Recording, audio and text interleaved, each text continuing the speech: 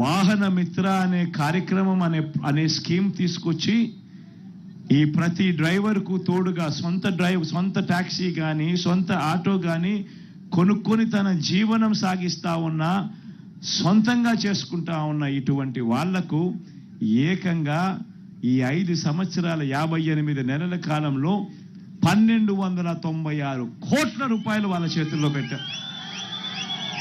ఈ ఒక్క పథకం ద్వారా ఈరోజు మీ అందరికీ మరొక మాట కూడా చెప్తా ఉన్నా.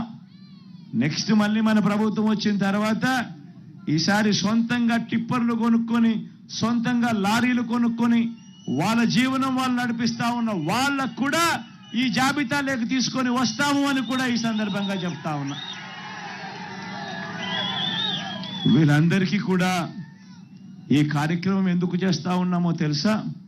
కారణం స్వయం ఉపాధి రంగంలో వీళ్ళంతట వీళ్ళు స్వయం ఉపాధి రంగంలో అడుగులు ముందుకు వేస్తా ఉన్నారు.